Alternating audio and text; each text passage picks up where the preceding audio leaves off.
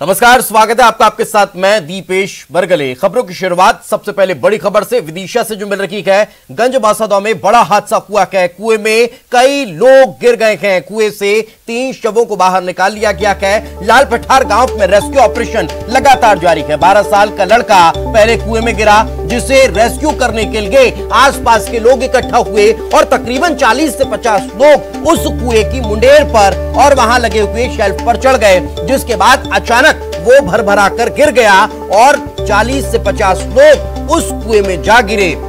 कई लोग अचानक से जब गिरे उसके बाद रेलिंग से चढ़कर बाहर आ गए, लेकिन बताया जा रहा है कि 20 लोगों को जब रेस्क्यू हुआ उसके बाद सुरक्षित निकाल लिया गया। रात से लगातार रेस्क्यू ऑपरेशन जारी है।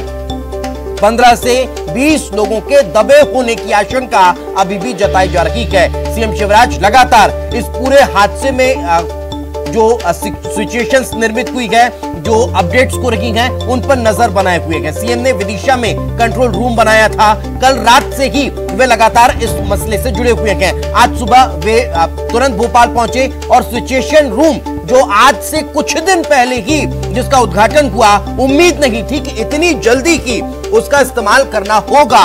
हालांकि ये सही निर्णय, सिचुएशन रूम बना और वहां पर बैठकर जो ऑपरेशन चल रहा है उसकी पल पल की अपडेट, उस पूरी सिचुएशन को वो देख रहे हैं, समझ रहे हैं और जरूरी दिशा निर्देश वहां से दे रहे हैं।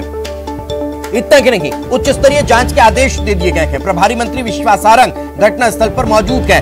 लेकिन इस पूरे प्रक्रिया को समझिए, इस पूरी स्थिति को समझिए। कल पूरा प्रशासनिक अमला विदिशा में मौजूद रहता है। आनन फानन में हादसे के बाद तुरंत मुख्यमंत्री इस पूरे मामले में एक्टिव नजर आते हैं और पूरे प्रशासनिक अमले को गंजबासौदा पहुंचा देते हैं। मगर एकाएक इस तरह से एक के बाद एक 3 हादसे हो जाना सवाल खड़े करता है कि आखिर ऐसा क्या है उस परिस्थिति में, या फिर ये कह लीजिए कि वहां के प्रेमाइसेस में जो इस तरह से एक के बाद एक हादसे हो रहे हैं।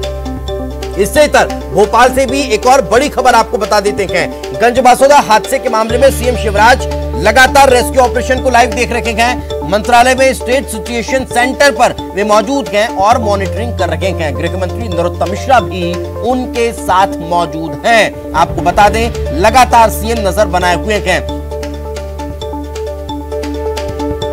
तो मुआवजे का ऐलान मुख्यमंत्री शिवराज सिंह चौहान ने कर दिया है। मृतकों के परिजनों को 5 लाख के मुआवजे का ऐलान किया गया है। घायलों को 50,000 की मदद देने की बात कही गई है। इतना ही नहीं, घायलों का इलाज मुफ्त कराने के लिए भी सीएम ने कहा है।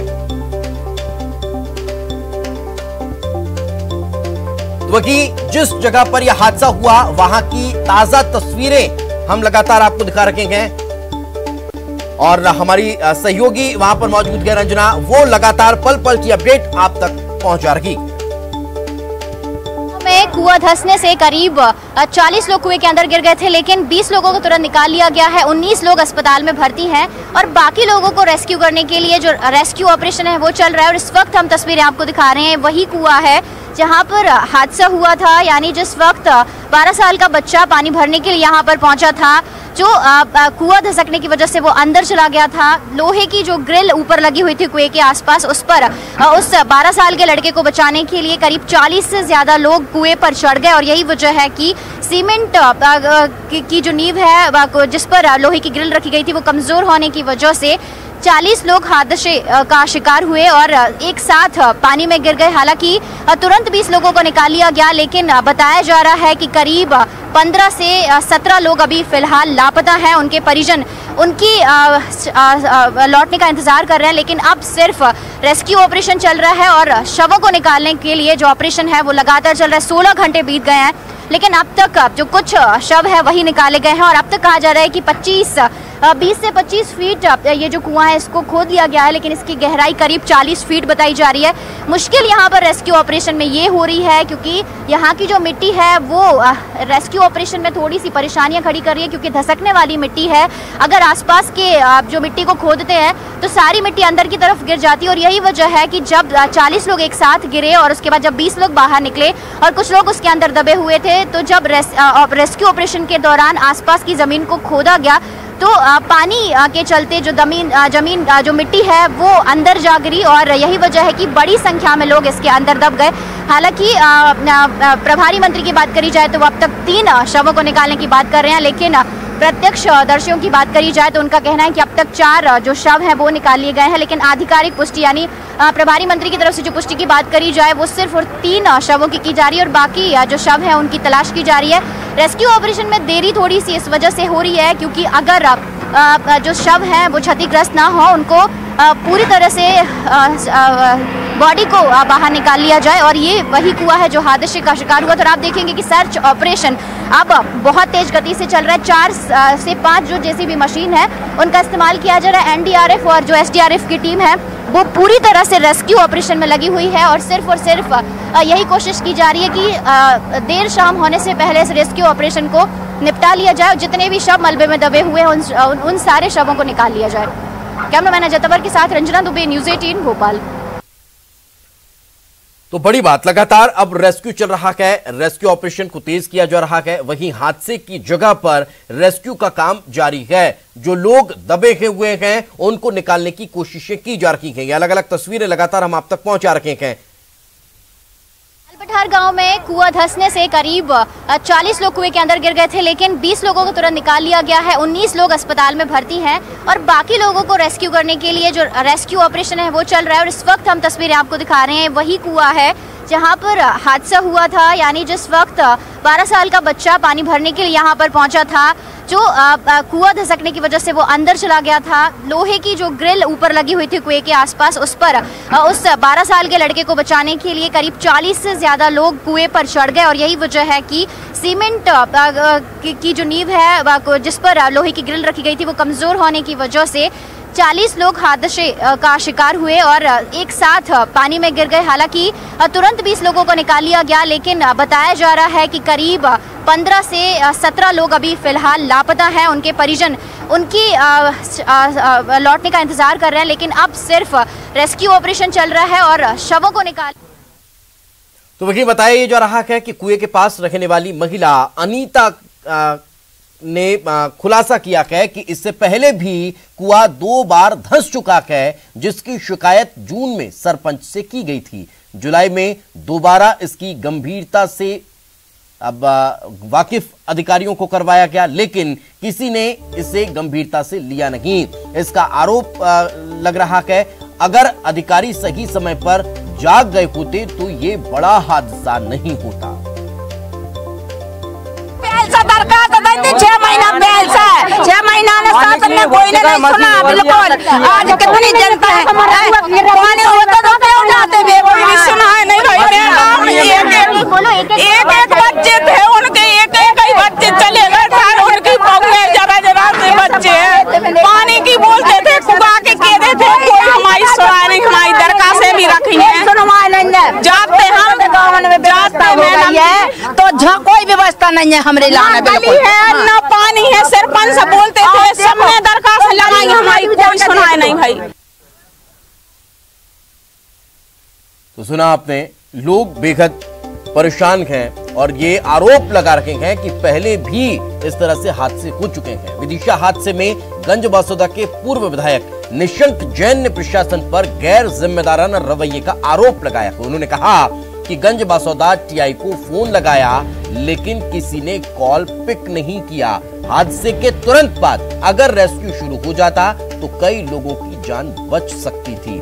पानी और कुएं को लेकर कई बार शिकायतें की गई, लेकिन कोई सुनवाई नहीं हुई है। निशंक जैन ने मृतक के परिजन को 10 लाख का मुआवजा और नौकरी देने की मांग की है।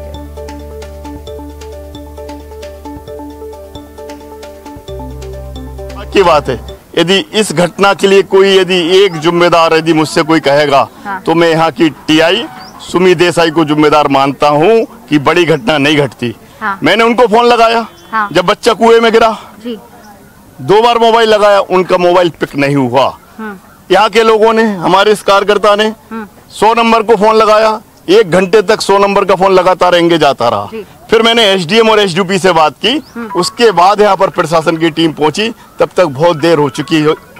आपके हिसाब से कितनी देर हुई यहाँ पर अधिकारियों के पहुंचने में, प्रशासन के पहुंचने में, रेस्क्यू टीम के पहुंचने में? 3 घंटे की देर हुई।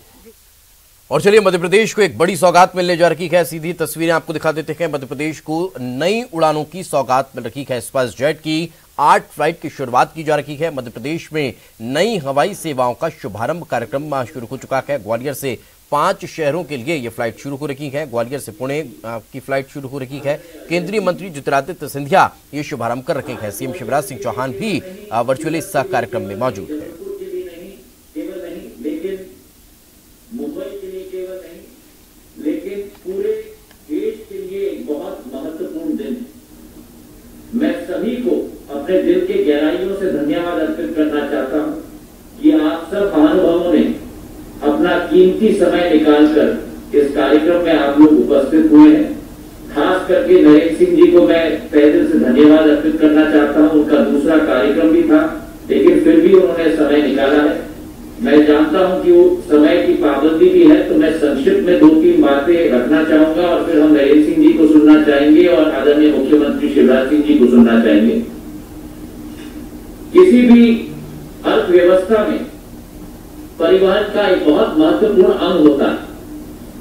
परिवहन के आधार पे ही किसी राज्य का और किसी देश का और किसी विश्व का आर्थिक पहिया घूमना शुरू होता है। और वर्तमान के युग में यह अतिशयोक्ति नहीं होगी अगर हम कहें कि नागर विमानन विभाग विश्व में आर्थिक पहिए को जो तेजी की रफ्तार देती है, दूर दराज इलाकों को जोड़ने का कार्य करती है। जहां एक तरफ डाक विभाग दिल जोड़ने का काम करता है, वहीं नागर विमानन विभाग मनुष्य को मनुष्य के साथ जोड़ने का काम करता है। और आधुनिक युग में यह सबसे महत्वपूर्ण अंग है किसी भी आर्थिक देश का। और वही स्थिति का आकलन करते हुए हमारे यशस्वी प्रधानमंत्री नरेंद्र मोदी जी ने, जो केवल प्रधान सेवक नहीं लेकिन एक कमांडर की तरह उन्होंने ये संकल्प लिया और निर्णय लिया कि भारत में आवागमन की सुविधाएं, नागर विमानन की सुविधाएं एक एक कोने तक पहुंचनी चाहिए। और मैं अपना सौभाग्य समझता हूं कि उनके सपनों को साकार करने का अवसर उनके द्वारा और हमारे पार्टी के अध्यक्ष आदरणीय नड्डा जी के द्वारा मुझे ये सौभाग्य दिया गया है। मैं हृदय की गहराइयों से प्रधानमंत्री के प्रति और हमारे पार्टी के अध्यक्ष नड्डा जी के प्रति कृतज्ञ हूं। इसी संकल्प को आगे रखते हुए आज जो शुरुआत की जा रही है पूरे देश में नए फ्लाइट्स की, वो शुरुआत केवल मध्य प्रदेश नहीं लेकिन मध्य प्रदेश, गुजरात और महाराष्ट्र तीनों राज्यों को जोड़ने का एक संकल्प जो लिया गया है स्पाइस जेट के द्वारा, मैं उनको तहे दिल से धन्यवाद अर्पित करना चाहता हूं। कम समय में स्पाइस जेट ने जो फुर्ती के साथ देश में और विदेश में अपनी पैठ बनाई, अपना एक अलौकिक एक स्थान बनाया, यह अजय सिंह जी के नेतृत्व में संभव हो पाया है। और तहे दिल से देशवासी होने के नाते उनको मैं धन्यवाद अर्पित करना चाहता हूं कि भारत का झंडा भी स्पाइस जेट देश के और विश्व के कोने में ले जाने की कोशिश कर रहा है। आज 4 विमान की शुरुआत हो रही है। ग्वालियर को हम, जैसे मैंने कहा, मध्य प्रदेश को महाराष्ट्र और गुजरात से जोड़ रहे हैं। इन दोनों राज्यों के साथ भी मेरा एक व्यक्तिगत ताल्लुकात है। गुजरात का तो मैं दामाद हूं, जमाई हूं, और महाराष्ट्र तो मेरी जन्मभूमि है।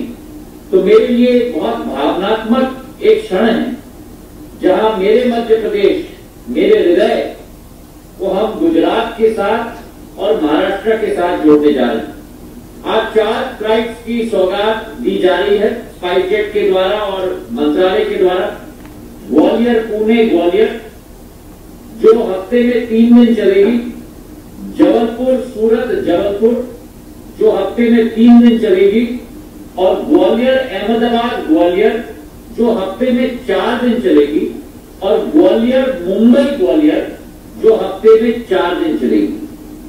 ये चारों फ्लाइट बॉम्बार्डियर Q400 जहाज के द्वारा चलाई जाएंगी और मैंने निवेदन किया है अजय सिंह जी को कि शीघ्र ही शीघ्र डिमांड को देखते हुए शुरुआत ग्वालियर मुंबई ग्वालियर से होनी चाहिए, जहां Q400 से आगे बढ़कर हम लोग बोइंग विमान को ग्वालियर लाएं और इन्होंने अपने तरफ से भी पूर्ण रूप से सहयोग प्रदान करने का विश्वास दिलाया है कि अगले 1 हफ्ते 2 हफ्ते के अंदर ही ग्वालियर मुंबई फ्लाइट को हम लोग बोइंग में परिवर्तित करने की कोशिश करेंगे। इसी के साथ एक और खुशखबरी मैं सुनाना चाहता हूं और धन्यवाद अर्पित करना चाहता हूं अजय सिंह जी को कि 18 जुलाई को स्पाइस जेट के द्वारा, क्योंकि राकेश जी हमारे साथ हैं, जबलपुर हमारे मध्य प्रदेश का बहुत महत्वपूर्ण अंग है और ये एक से कभी मानते नहीं है, कम से कम 2 फ्लाइट्स इनको देनी पड़ती हैं।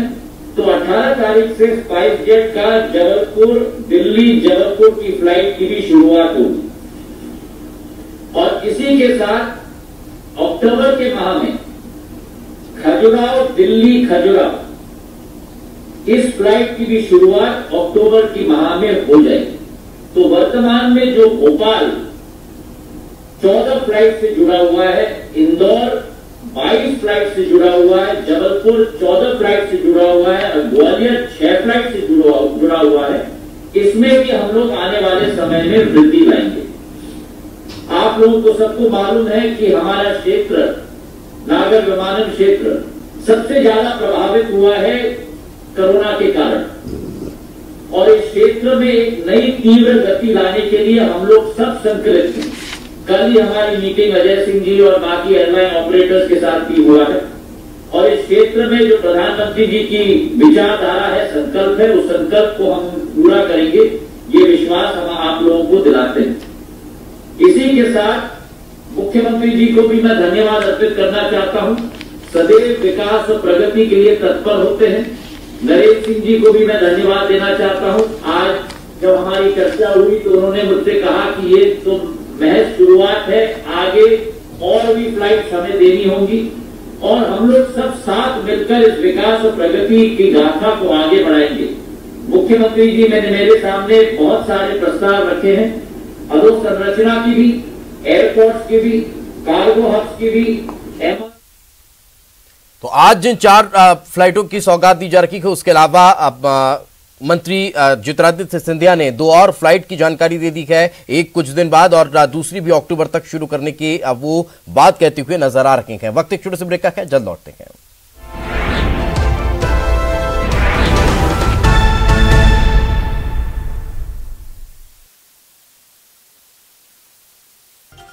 रायगढ़ के रवि भगत